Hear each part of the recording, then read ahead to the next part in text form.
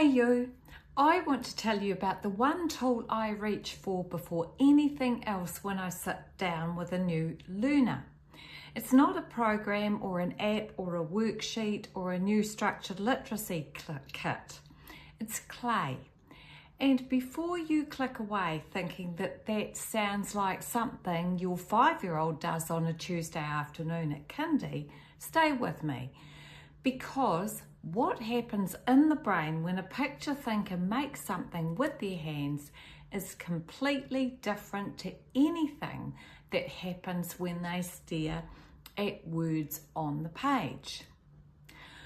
So why do picture thinkers struggle with letters and words in the first place? Well, for a visual spatial thinker, a letter floating on a page is just a shape. It has no meaning, no connection, no anchor to the real world. Their brain is wired to thinking in pictures and three-dimensional images. They experience the world through what things look, feel, and mean.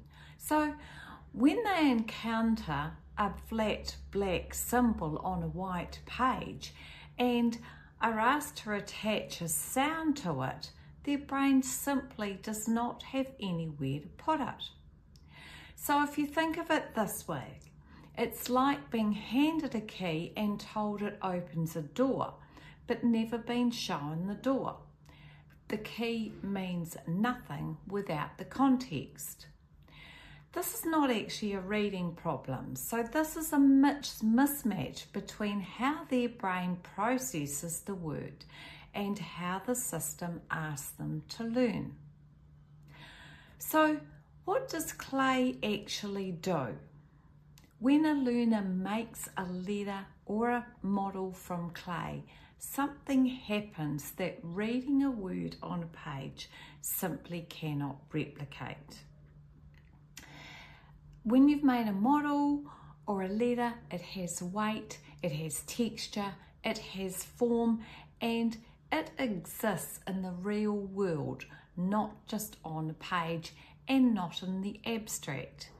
When they hold that letter in their hands, they're not just seeing it, they're feeling it. They are building a three-dimensional relationship with something that was previously just a flat and confusing symbol.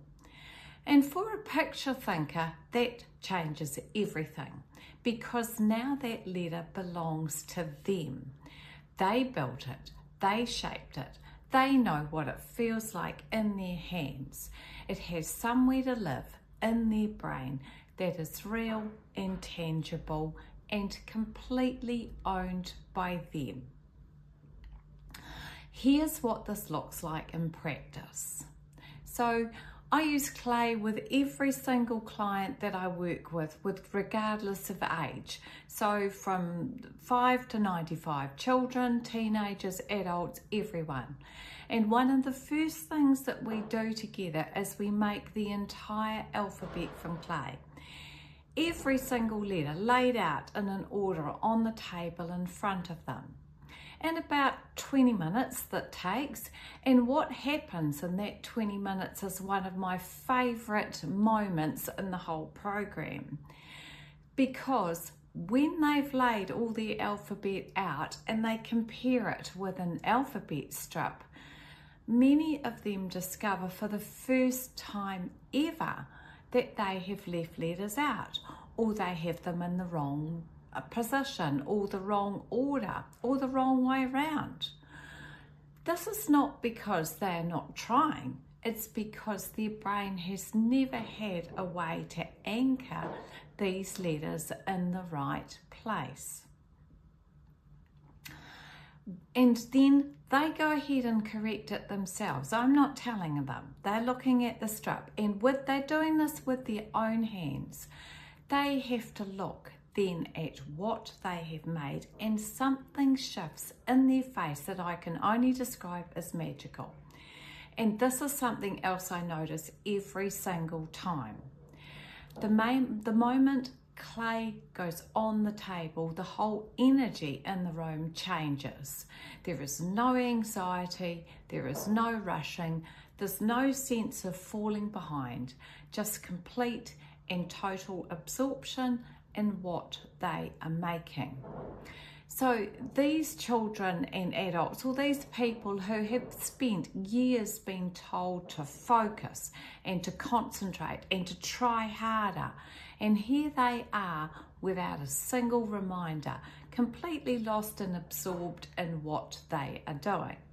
They're touching it, they're shaping it, they're feeling it, they're engaging every single sense in the process. That kind of focus cannot be forced. It cannot be demanded.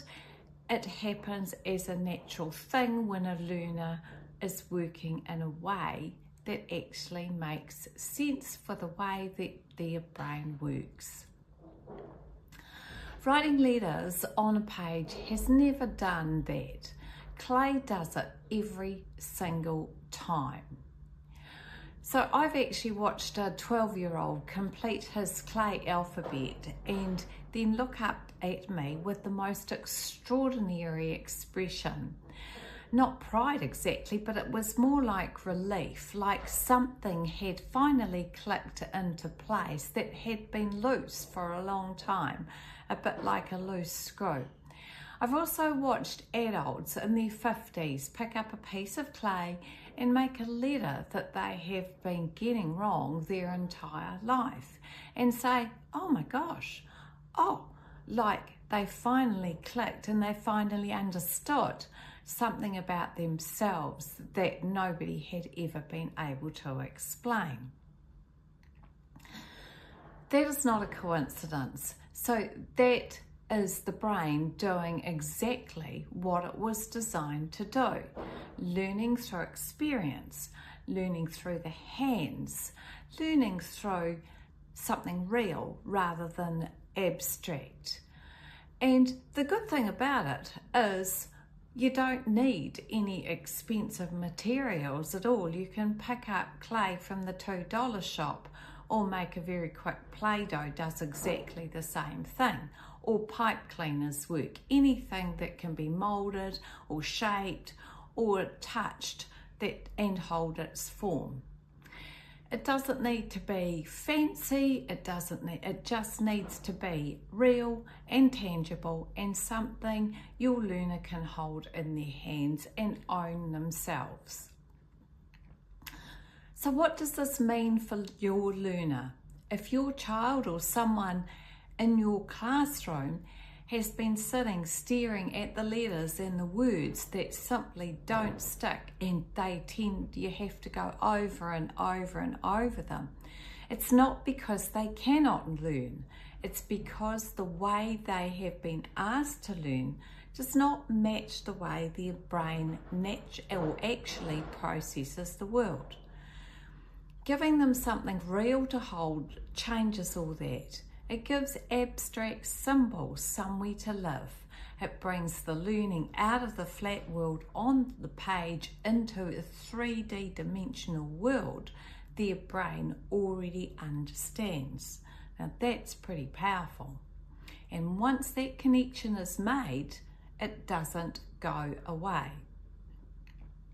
If you want to understand more about how picture thinkers learn and what becomes possible when you work with their brain instead of against it, I would love to help.